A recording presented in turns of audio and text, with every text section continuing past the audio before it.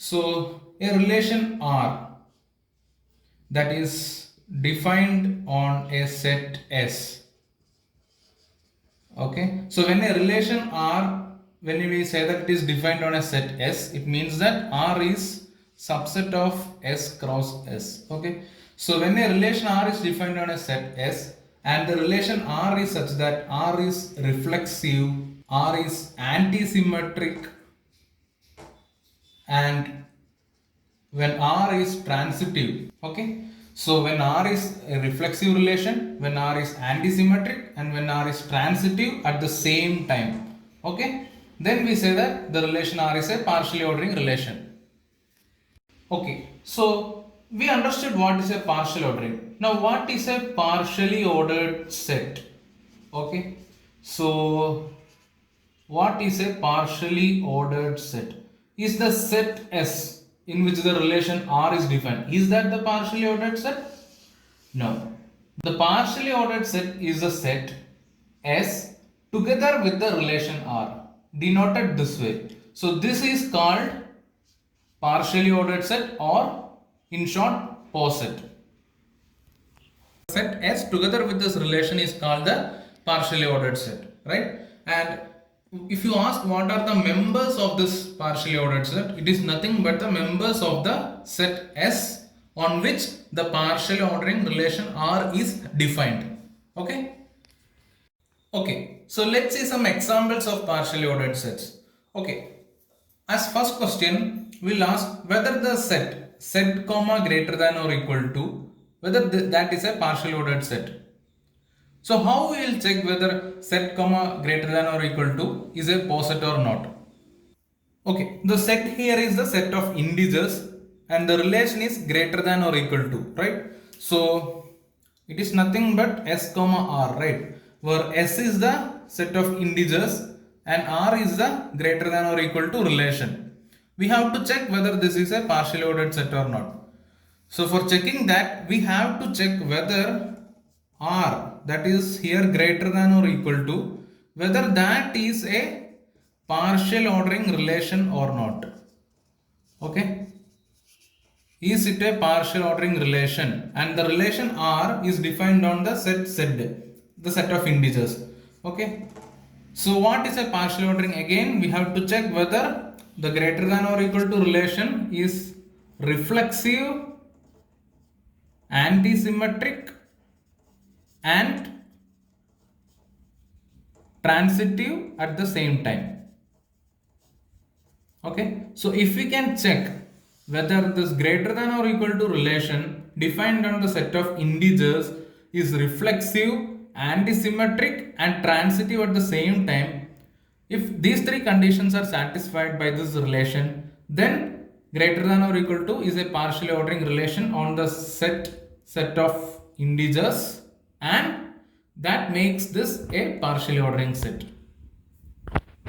So the set we are considering is the set of integers. Okay, and if you take an arbitrary element A belonging to set, whether A is related to A for all such A belonging to set, yes, because A is equal to A, right? And that is there in the greater than or equal to. It is greater than or equal to, so A equal to A, which means A is at least A anyway, right? This is the case for all A belonging to the set of integers, and that's why this is reflexive, right?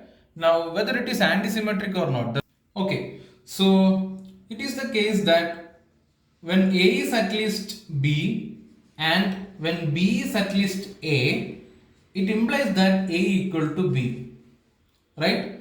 And that's exactly the definition of anti-symmetric, right? When A is related to B and B is related to A, it is the case that A equal to B, right? This is the definition of antisymmetric, and hence the relation is also antisymmetric, whether it is transitive or not. Let's see. So let's say A is at least B and B is at least C, okay, which implies that A is at least C, right? And it turns out that this is also transitive.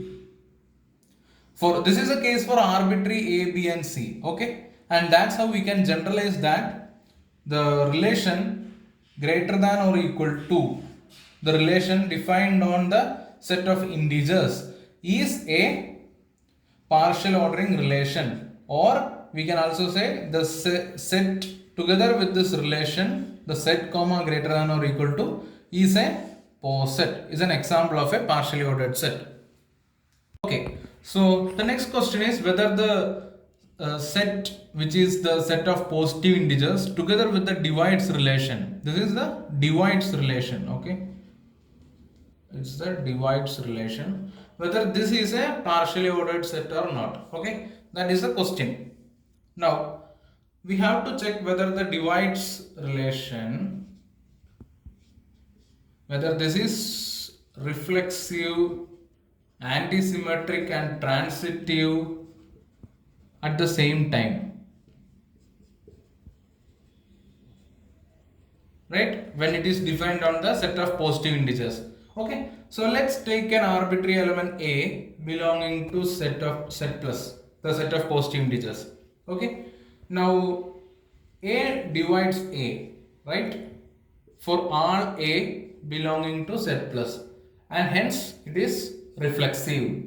Okay, now whether it is antisymmetric, let's consider that a divides b and b divides a. Whether it implies that a equal to b, we have to check that, right? So a divides b means what it means? B equal to a into c, right, for some constant c, positive constant c, right, greater than or equal to 1. When b divides a, it means that a equal to b into k, where k is some positive integer, right, some constant, right. Okay, so when we write b equal to ac, here c is at least 1, and when we write a equal to bk, here k is at least 1. Okay, now let's see. Now we know that a equal to bk. Let's substitute that in this equation. Okay, so what we'll see, we know that b equal to ac, but we know that a is bk. Now bkc, that we'll get. Okay, so b equal to bkc, from that what we'll get, b and b get cancelled, right, which means that 1 equal to kc. Okay, so what are the possible values of c and k, okay, when we get kc equal to 1? Like, what are the possible values of k and c such that k into c is equal to 1? We know that c is at least 1 and k is at least 1, right? So, and both k and c are, so I mean, also I had to mention that c belonging to set plus, k belonging to set plus, right? So they are positive integers and they are at least 1. Okay, that's when we say that a divides b and b divides a. So when we get 1 equal to kc, it means that the only possible way is to have c equal to 1 and k equal to 1. Okay, and when we substitute c equal to 1, we get b equal to a here. When we substitute k equal to 1 here, we get a equal to b. So basically a divides b and b divides a implies that a equal to b, and hence the relation is antisymmetric also. Okay, now the relation is transitive because a divides b and b divides c implies a divides c. I leave it as an exercise. Please check out that. We will also get that this is transitive. So the set of positive integers together with the divides relation is a partially ordered set. Okay.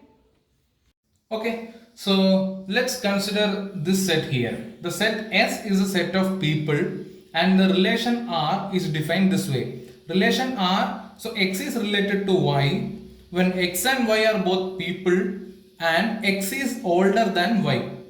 Okay, whether this set S comma R is a partially ordered set or not, that is a question. How we will check that? Is this an example of a poset? Turns out that it is not a partially ordered set.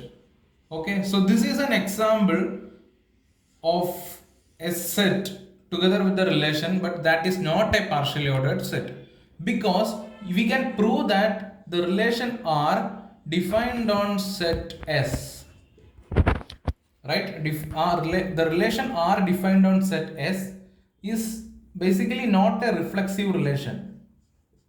So if you can prove that it is not a reflexive, okay, then it is sure that the R is not going to be a partial ordering relation. R is not a partial ordering relation because R is anyway not a reflexive relation. So a relation R is a partial ordering relation when it is reflexive, antisymmetric and transitive at the same time. Okay, so here the relation R is not a reflexive relation. How? So X doesn't related to X. X is not related to X. So even if there exists some X which is not related to X, we say that the relation is not reflexive. But here for all X belonging to the set S, it is the case that X is not related to X, because anyway X is not older than himself or herself, right? So X is not older than X, that is for sure. That is why the relation R is not a reflexive relation, and hence it is the set S comma R is not a partially ordered set here. Okay, so we should also see some examples which are not partially ordered set to understand or distinguish the difference between which set is a poset or which is not a poset. So basically we have to check, given a relation and a set S on which it is defined, we have to check whether the relation is a partial ordering relation or not. And for the relation R to be a partial ordering relation, the relation R have to be reflexive, antisymmetric and transitive at the same time. Okay, and that's how we determine whether a set is a partially ordered set or not. Okay.